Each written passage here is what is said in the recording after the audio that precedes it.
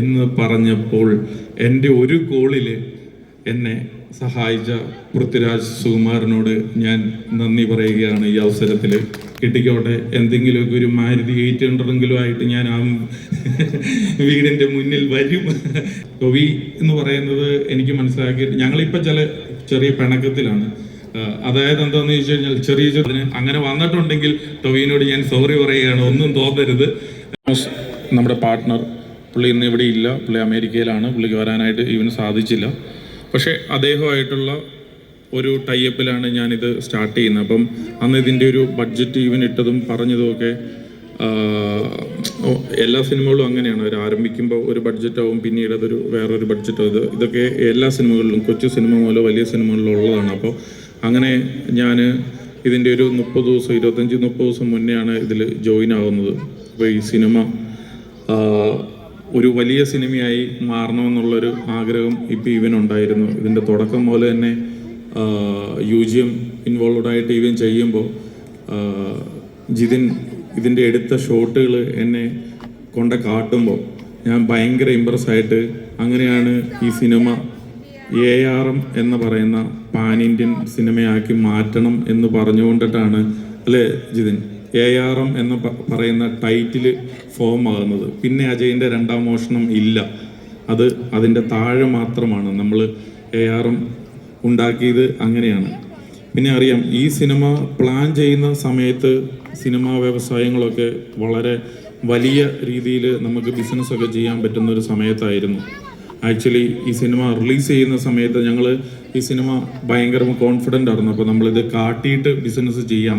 നമ്മൾ കൊച്ചു സിനിമകളൊക്കെ തന്നെ നമ്മൾ നല്ല രീതിയിൽ ബിസിനസ് ചെയ്തിട്ടുണ്ട്, അല്ലെങ്കിൽ ഇതിനു മുമ്പ് ഇറങ്ങിയ സിനിമകളെല്ലാം നല്ല രീതിയിൽ ബിസിനസ് ചെയ്തിട്ടുണ്ട്. അപ്പം ഈ സിനിമയുടെ ലക്കാണോ അൺലക്കാണോ എന്നറിയില്ല. ഈ സിനിമയുടെ ഞങ്ങളുടെ ഒരു കോൺഫിഡൻസ്, ഈ സിനിമ കാട്ടിയിട്ട് ഈ സിനിമയ്ക്ക് കൂടുതൽ പൈസ ചോദിക്കാം. കാരണം എന്താണെന്ന് വെച്ചാൽ, ഇത് പറയുമ്പോൾ നമ്മളിപ്പോൾ X or Y ആർട്ടിസ്റ്റിൻ്റെ സിനിമകൾ എന്ന് പറയുമ്പോൾ ഓക്കെ, അതിനൊരു വാല്യൂ ഉണ്ടാവും. അപ്പം ഒരു ടൊവിനോടെ ഒരു സിനിമയ്ക്ക് അന്ന് നൽകാവുന്നതിൽ ഏറ്റവും ബെറ്ററിൽ കൂടുതലുള്ള റേറ്റ് വേണമെന്നായിരുന്നു ഞങ്ങളുടെ ആഗ്രഹം. കാരണം ഈ സിനിമ അത്രയും വലുപ്പമുള്ള ഒരു സിനിമയായിരുന്നു. ഇവരുടെ എല്ലാം ഒരുപാട് ഹാർഡ് വർക്കുകൾ ഈ സിനിമയിലുണ്ട്. അപ്പം പിന്നെ ഈ സിനിമയിൽ നിങ്ങൾക്കറിയാം, അതായത് ഒരുപാട് ഗ്രാഫിക്സ് ഉണ്ടായിരുന്നു. അപ്പോൾ ഇതിനെല്ലാം ടൈം ആവശ്യം വന്നിരുന്നു. അപ്പോൾ ഇതെല്ലാം കൂടെ കാണിച്ച് കഴിയുമ്പോഴേ ഉള്ളായിരുന്നു ആക്ച്വലി നമ്മുടെ ഈ പ്ലാറ്റ്ഫോമുകാരൊക്കെ കൂടുതൽ ഇമ്പ്രഷനോടെ ഈ സിനിമ വാങ്ങുകയുള്ളൂ. പക്ഷേ എന്ത് പറയാൻ വേണ്ടിയിട്ടാണ്, ഈ CG ഒക്കെ ഞങ്ങൾക്ക് ഏറ്റവും ലാസ്റ്റ് മൊമെൻറ്റിലാണ് റെഡി ആയിട്ടുള്ളത്. അല്ലെങ്കിൽ ഇതിൻ്റെ റിലീസിങ് ഞങ്ങൾക്ക് 1 ദിവസം 2 ദിവസമൊക്കെ തള്ളിയാണ് അതർ ലാംഗ്വേജിൽ റിലീസ് ചെയ്യാനായിട്ട് പറ്റിയത്. കാരണം ഇതിൻ്റെ സെൻസർ ഓരോ ലാംഗ്വേജും സെൻസർ ചെയ്യേണ്ടതായിട്ട് ഉണ്ടായിരുന്നു. കാരണം അറിയാലോ, സിനിമകൾ എപ്പോഴും അങ്ങനെയാണ്. അപ്പം ഞാൻ ഈ പറഞ്ഞു വന്നത്, ഒരുപാട് കഷ്ടപ്പെട്ടിട്ട് ഞങ്ങൾ ഈ സിനിമ നിർമ്മിച്ച് കഴിഞ്ഞ് ഇത് റിലീസ് കഴിഞ്ഞിട്ടാണ് ഇതിൻ്റെ ഒരു ബിസിനസ് പോലും നടന്നത്. കാരണം ഞാനിപ്പോൾ ഒരു 3-4 സിനിമകൾ നിർമ്മിക്കുന്നുണ്ട്. ധൈര്യത്തോടെ തന്നെ പറയാം, ആ 4 സിനിമകൾ ചേർത്ത് വെച്ച് കഴിഞ്ഞാൽ ഈ ഒരു സിനിമയുടെ ബഡ്ജറ്റ് ആവുന്നില്ല. കാരണം എനിക്ക് ഇത്രയും ധൈര്യമുണ്ട് എന്നെനിക്ക് മനസ്സിലായത് പോലും ഈ ARM ആണ് ധൈര്യമാക്കി തന്നത്. അതുപോലെ തന്നെ എനിക്ക് എടുത്ത് പറയാതിരിക്കാൻ പറ്റത്തില്ല. ഇപ്പം ഈ വലിയ സിനിമകളൊക്കെ റിലീസ് ചെയ്യുന്ന സമയത്ത് നമ്മൾ ഫിനാൻസ് ഒക്കെ എടുത്തിട്ടാണ് സാധാരണ സിനിമ റിലീസ് ചെയ്യുന്നതിന് മുമ്പ് നമ്മളതൊക്കെ സെറ്റിൽ ചെയ്യണം, എടുത്ത എമൗണ്ടുകളൊക്കെ. അപ്പം ഈ സിനിമ ബിസിനസ് ആവാതിരുന്ന സമയത്ത്, അല്ലെങ്കിൽ ഞങ്ങൾക്ക് പറഞ്ഞ റേറ്റുകളിൽ ഞങ്ങൾ ഓക്കെ ആകാതിരുന്ന് കഴിഞ്ഞപ്പോൾ ഞാൻ എന്താ പറയുക, ഫൈനൽ സെറ്റിൽമെൻ്റ് എന്ന് പറയാം. അപ്പോൾ അത് സിനിമയിലുള്ളവർക്കേ ഉള്ളൂ അത് കൂടുതൽ മനസ്സിലാവുള്ളൂ, അല്ലാത്തവർക്ക് അതത്ര മനസ്സിലാവത്തില്ല. അപ്പോൾ അതൊക്കെ സെറ്റിൽ ചെയ്യേണ്ടതായിട്ടുണ്ടായിരുന്നു. ആ സമയത്ത് എനിക്ക് ഇത്ര കോടികൾ വേണം, അതിൻ്റെ ആവശ്യമായിട്ട് വന്നപ്പോൾ എനിക്ക് ഇത്ര രൂപയുടെ ഒരു ആവശ്യമുണ്ട് പടം ഇറങ്ങേണ്ട സമയത്ത് എന്ന് പറഞ്ഞപ്പോൾ എൻ്റെ ഒരു കോളിൽ എന്നെ സഹായിച്ച പൃഥ്വിരാജ് സുകുമാരനോട് ഞാൻ നന്ദി പറയുകയാണ് ഈ അവസരത്തിൽ. അതുപോലെ തന്നെ കുറച്ചും കൂടെ വീണ്ടും പൈസ ആവശ്യമുണ്ട് എന്ന് പറഞ്ഞപ്പോൾ ഞാൻ എത്രയാണ് വേണ്ടത് എന്ന് ചോദിച്ചിട്ട് അത് ഞാൻ ചോദിച്ച എമൗണ്ട് എൻ്റെ അക്കൗണ്ടിൽ ഇട്ട് തന്ന എൻ്റെ ഡയറക്ടർ, എൻ്റെ ഫ്രണ്ട് അൻവർ റഷീദിനോടുള്ള നന്ദി ഞാൻ ഈ അവസരത്തിൽ രേഖപ്പെടുത്തുകയാണ്. ഒരുപാട് പേരുടെ സഹായങ്ങളുണ്ടെങ്കിൽ മാത്രമാണ് ഓരോരുത്തർക്ക് വരാനായിട്ട് പറ്റുള്ളൂ. ഒരു സ്റ്റീഫൻ ഇന്നിവിടെ നിൽക്കണമെങ്കിൽ എൻ്റെ പിന്നിൽ ഒരുപാട് പേരുണ്ടാവും, എനിക്കൊന്നും ചെയ്യാനായിട്ട് സാധിക്കത്തില്ല എന്ന് 100% ഇന്നും എപ്പോഴും നാളെയും ബോധ്യമുള്ള ഒരാളാണ് ഞാൻ. അപ്പോൾ അതുകൊണ്ടിട്ട് എനിക്ക് എന്നേക്കാൾ കഴിവുള്ളവർ, എന്നേക്കാൾ ലാംഗ്വേജ് ഉള്ളവർ, എന്നേക്കാൾ ബുദ്ധിയുള്ളവർ, എന്നേക്കാൾ എല്ലാ രീതിയിലും മിടുക്കരായിട്ടുള്ളവർ എൻ്റെ പിറകിൽ നിൽക്കുമ്പോൾ എന്നെ ഇങ്ങനെ മുന്നോട്ട് ദൈവം ഇങ്ങനെ കൊണ്ടുപോയിക്കൊണ്ടിട്ടിരിക്കുകയാണ് ഈ ഇൻഡസ്ട്രിയുടെ ഒരു വലിയ ഭാഗമായിട്ട്.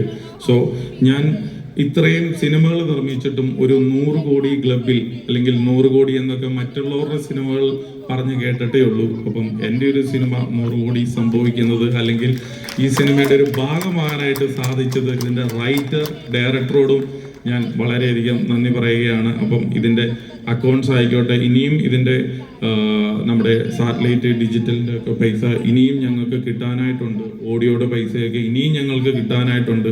കിട്ടിക്കോട്ടെ, എന്തെങ്കിലുമൊക്കെ ഒരു മാരുതി 800 ആയിട്ട് ഞാൻ ആ വീടിൻ്റെ മുന്നിൽ വരും എന്ന് ഞാൻ പറയുകയാണ്. പിന്നെ ടൊവിനോ ഈ സിനിമയിൽ ഞാൻ അറിയാം കേട്ടോ, സിനിമകളാകുമ്പം പിണക്കങ്ങളും ഒക്കെ എപ്പോഴും സ്വാഭാവികമാണ്.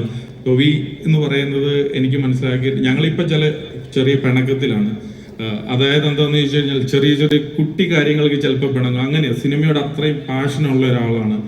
അപ്പം ചെറിയ നിസ്സാര കാര്യങ്ങൾക്ക് പോലും പിണങ്ങും, അല്ലെങ്കിൽ അപ്പം തന്നെ അത് മാറിയിട്ടിട്ട് ഇണക്കവും പിണക്കവും ഒക്കെ ഉള്ള ഒരാളാണ്. കാരണം ഒരു ഈഗോ നോക്കാതെ, ഞാൻ എൻ്റെ കൊച്ചിൻ്റെ ഒരു പരിപാടിക്ക് പോലും വിളിച്ചപ്പോൾ, വൈകിട്ട് 7 മണിക്ക് നടക്കുന്ന പരിപാടിക്ക് 5 മണിയായപ്പം വിളിച്ചപ്പോൾ വന്നയാളാണ്. ഉച്ചയ്ക്ക് എൻ്റെ സിഫ എന്ന് പറയുന്ന ഒരു സ്കൂളിൻ്റെ പ്രോഗ്രാം നടന്നപ്പോൾ 1 മണിക്ക് നടക്കുന്ന പരിപാടിക്ക് 12:30 വിളിച്ചപ്പം വന്ന ഒരാളാണ് ടൊവിനോ. അപ്പോൾ അതുകൊണ്ടിട്ട് ഇണക്കങ്ങളും പിണക്കങ്ങളും എല്ലാം സിനിമയ്ക്കുള്ളിൽ മാത്രമാണ് ഞാൻ ടൊവിനോട് വീണ്ടും പറയുകയാണ്. പിന്നെ ടൊവിനോ സിനിമയുടെ ഒരു ഇതാട്ടോ, ഞാനിത് എന്തുകൊണ്ടിട്ടാണ് ഇത് ഷെയർ ചെയ്യുന്നതെന്ന് വെച്ച് കഴിഞ്ഞാൽ, നമ്മൾ എല്ലാവർക്കും എല്ലാം ഭയങ്കര ആഗ്രഹക്കാരാണ്. ഇപ്പം എൻ്റെ ഒരു സിനിമ ഏറ്റവും ബെസ്റ്റ് ആകാനേ ഞാൻ നോക്കുള്ളൂ, ഒരിക്കലും ഞാനത് ഇതാവത്തില്ല. ടൊവിക്ക് ഇനിയും ഈ സിനിമ പല ലാംഗ്വേജുകളിൽ ഭയങ്കര പബ്ലിസിറ്റിയോടുകൂടി വേറെ ലെവലിൽ വരണമെന്നുണ്ടായിരുന്നു. എനിക്കറിയില്ല, ചിലപ്പോൾ അത് എന്നെ കൊണ്ടിട്ട് ഒരു കുറച്ച് പൊടിക്ക് ഒരു സാധ്യത കുറവായിരിക്കും വന്നിരിക്കുന്നത്. അപ്പോൾ അതിന് അങ്ങനെ വന്നിട്ടുണ്ടെങ്കിൽ ടൊവിനോട് ഞാൻ സോറി പറയുകയാണ്, ഒന്നും തോന്നരുത്. ഞാൻ പറയുന്നത്, അപ്പം അത്രയും ആഗ്രഹമുള്ള ആളാണ്. അപ്പം ഓരോ സിനിമ ടൊവിയോട് സംസാരിക്കുമ്പോൾ അറിയാം, ടൊവി അത്രയും ഓവർ എക്സൈറ്റഡ് ആയിട്ടാണ് ഈ സിനിമേനെ പറ്റി പറഞ്ഞത്. ഈ സിനിമേനെ പറ്റി നിങ്ങൾക്കറിയാം, ഒരു റോള് ചെയ്യണേ തന്നെ ഭയങ്കര പാടാണ്. ടൊവി ഈ സിനിമയിൽ 3 റോള് ചെയ്തിട്ടുണ്ട്, ഡിഫറെൻ്റ് ആയിട്ടുള്ള റോളുകൾ ചെയ്തിട്ടുണ്ട്. അപ്പോൾ ടൊവി ഒരുപാട് കഷ്ടപ്പെട്ടിട്ടുണ്ട്. 100% ടൊവിനോ തോമസ് എന്ന് പറയുന്ന ഒരു ഹീറോ അല്ലാതെ വേറെ ഏത് ഹീറോയാണെങ്കിലും 140 ദിവസം ഷൂട്ട് ചെയ്ത സാധനം ഒരു 175-200 ദിവസം ആയി പോകും എന്ന് എനിക്ക് 100% ബോധ്യമുണ്ട്. അതുകൊണ്ടിട്ട് ആ ഒരു നന്ദിയും ടൊവിനോയോട് ഞാൻ ഈ അവസരത്തിൽ രേഖപ്പെടുത്തുവാണ്.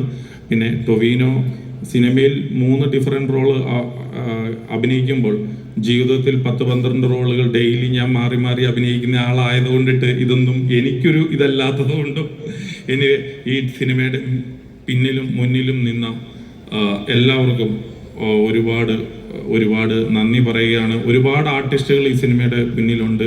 ഞാൻ പറയട്ടെ, ഞാൻ നന്ദി പറയാനായിട്ട് ഞാൻ പലരെയും വിട്ടുപോകും. കാരണം ഈ സിനിമ മറ്റൊരു സിനിമ പോലെയല്ല, നമ്മളൊരു 60 ദിവസം കൊണ്ട് 70 ദിവസം കൊണ്ടിട്ട് തീർന്ന ഒരു സിനിമയല്ല. ഇതുപോലത്തെ പഴശ്ശിരാജ പോലെയുള്ള പല സിനിമകളും ഉണ്ട് കേട്ടോ. പക്ഷെ ഈ സിനിമയ്ക്ക് ഒരു പുതിയ ഡയറക്ടർ എന്ന് പറയാത്ത വിധത്തിൽ ആ സിനിമയെ ആക്കിയെടുത്ത ഇതിൻ്റെ ഡയറക്ടർ, റൈറ്റർ, എല്ലാവർക്കും, ടൊവിനോയുടെ കൂടെ ഉള്ളവരായിക്കോട്ടെ, മാജിക് ഫ്രെയിംസിൻ്റെ ഒപ്പമുള്ളവരായിക്കോട്ടെ, എല്ലാവരോടും ഒരിക്കൽ കൂടി ഞങ്ങളുടെ ഈ സിനിമ ഓവർസീസ് റിലീസ് ചെയ്തിരുന്ന സഞ്ജയ് വാദ്യയോട് ആയിക്കോട്ടെ, ഞങ്ങളുടെ ഔട്ട്സൈഡ് കേരള ഈ സിനിമ റിലീസ് ചെയ്ത് തന്ന എല്ലാ ഡിസ്ട്രിബ്യൂട്ടറോടും ആയിക്കോട്ടെ, ഞങ്ങളുടെ ഈ സിനിമ വാങ്ങിയ ഹോട്ട്സ്റ്റാറിനോടായിക്കോട്ടെ, എല്ലാവരോടും ഈ അവസരത്തിൽ ഒരിക്കൽ കൂടി നന്ദി പറയുകയാണ്. ഇനിയും ഞങ്ങൾ നല്ല സിനിമകളായിട്ട് വരും. നല്ലതല്ലെങ്കിൽ നിങ്ങൾ തിരസ്കരിക്കണം, നല്ലതാണെങ്കിൽ നിങ്ങൾ ഇതുപോലെ തന്നെ സ്വീകരിക്കണം. ഇനിയും ഞങ്ങൾക്ക് ഒരുപാട് മുന്നോട്ട് വരാനുള്ളതാണ്. Thank you so much.